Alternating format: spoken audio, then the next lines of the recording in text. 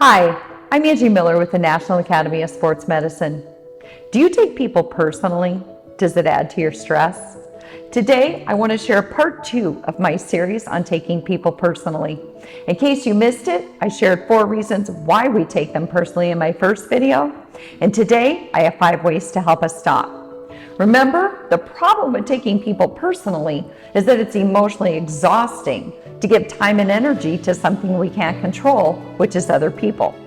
So if we want to lower our stress and save our self-esteem, here's 5 ways to help us stop. Number 1, practice empathy. Just when you want to be all angry and self-righteous and think, oh, the nerve of them. How about empathy? Imagine being a person who is unaware of their effect on others. Or imagine saying something, not intending for it to come out the way it did, wishing you could eat those words. I've been there. Have you? Imagine just being in a bad place and having the weight of the world on your shoulders. And the way you interact with others is a reflection of that. So what if we practice empathy and give other people the benefit of the doubt? Number 2, leave it behind. We have to learn to let go of things. Not in a cliche way, but in a way that preserves our sanity and saves our self-esteem. Are we going to focus on every little thing that everyone says and hold tightly to negative experiences? Or are we going to find meaning in our experiences and use them as opportunities to get stronger? Number 3, create distance. If the top 2 don't work, how about if you put some time and space between whatever just took place and your initial gut reaction?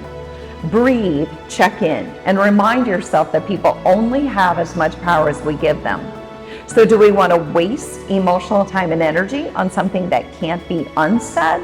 Or do we want to take our power back and determine how we're going to think and act in response?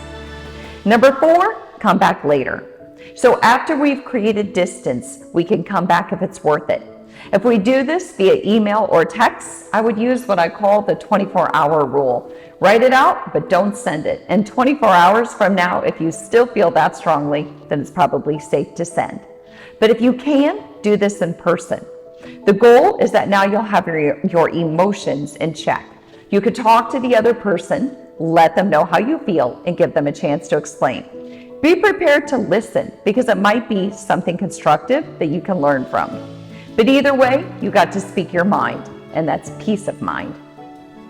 So number 5, be the bigger person. In the end, we just have to know our worth. When someone disrespects us and we give them our time and energy, we undermine our value. My mom used to say, never stoop to someone else's level and never seek revenge, because then it's your conscience, not theirs. And I would add to that, never engage with a toxic person. Of all the humans on this earth who are worthy of our time and attention, it's not someone who is mean-spirited or insecure. Let's save that space for people who matter. So those are my 5 ways to stop taking people personally. I'm Angie Miller, and I really appreciate you joining me. I'm wishing you all good health and lots of support. I'll see you next time.